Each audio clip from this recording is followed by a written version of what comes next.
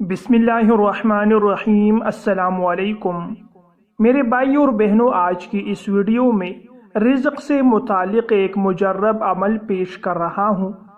یہ عمل اتنا آسان ہے کہ نہ وقت کی ضرورت ہے اور نہ جگہ کی ضرورت ہے، بس آپ لوگوں نے گھر میں جاتے وقت یہ عمل کرنا ہے۔ ہر گزرتے دن کے ساتھ گھر میں رزق کی فراخی اور برکت کا اندازہ آپ لوگ خود محسوس کریں گے۔ بہت سے لوگ رزق کے لیے پریشان ہیں، دو وقت کی روٹی کے لیے تڑپ رہے ہیں۔ غریبوں کا برا حال ہو چکا ہے۔ اگر یہ مہنگائی اور تکالیف ختم ہو سکتی ہے تو اللہ تعالیٰ کی بے پناہ فضل سے ہی ممکن ہے، ورنہ ہمارے ملک کے حکمرانوں اور طاقتور حلقوں نے اس ملک کو کہیں کا نہیں چھوڑا ہے۔ ہم تو صرف دعا ہی کر سکتے ہیں اور اپنی حالت پر صبر کرتے ہیں۔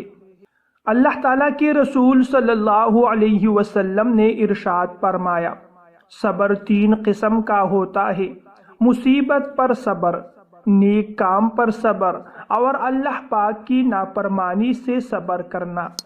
پس جس نے مصیبت پر صبر کیا، اللہ پاک اس کے لیے 300 درجات لکھے گا، اور ہر درجہ کے درمیان زمین و آسمان کے درمیان کی مسافت ہے۔ اور جس نے نیکیوں پر صبر کیا، اللہ پاک اس کے لیے 700 درجات لکھے گا، اور ہر درجہ کے درمیان 7ویں زمین سے لے کر عرش کی انتہا تک کا فاصلہ ہے۔ اور جس نے گناہ سے صبر کیا، اللہ پاک اس کے لیے 900 درجات لکھے گا، اور ہر درجے کے درمیان 7ویں زمین سے لے کر منتہائی عرش کا دگنا فاصلہ ہے۔ امام غزالی رحمۃ اللہ علیہ اپنی مبارک زندگی کی سب سے آخری کتاب منہاج العابدین میں فرماتے ہیں، اللہ پاک کی عبادت سے روکنے میں مخلوق کے لیے سب سے بڑی رکاوٹ رزق ہے۔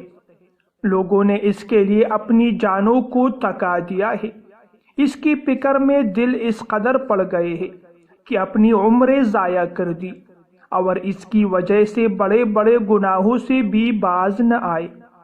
رزق کی فکر میں مخلوق کو اللہ پاک اور اس کی عبادت سے دور کر کے دنیا اور مخلوق کی خدمت میں لگا دیا۔ تو رزق ضرور مانگے، لیکن رزق میں اس قدر نہ پڑ جائے کہ اللہ تعالیٰ کی عبادت کو ہی بھول جائے۔ میرے پیارے بھائیوں اور بہنوں، وظیفہ کرنے کا طریقہ بتاتے ہیں، اسے آپ لوگ غور سے سنیں اور اس پر عمل کریں۔ جب بھی آپ اپنے گھر میں داخل ہوتے ہو تو سب سے پہلے سلام کیا کریں، اور اگر گھر خالی ہو، اس میں کوئی انسان نہ ہو، تو علماء کرام نے لکھا ہے کہ ایسے ہی گھر میں سلام کرو، ایک بار درود پاک پڑھو اور ایک مرتبہ سورہ اخلاص پڑھ لیا کرے۔ انشاءاللہ فقر و فاقہ سے محفوظ رہیں گے، گھر میں رزق کی برکت ہوگی، مانگنے کی نوبت نہیں آئے گی۔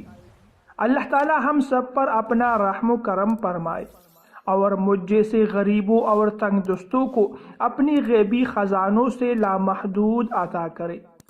اگر ویڈیو پسند آئے تو لائک ضرور کیجیے، اور مزید ویڈیوز دیکھنے کے لیے میرے چینل کو بھی سبسکرائب کیجیے۔ السلام علیکم ورحمۃ اللہ وبرکاتہ۔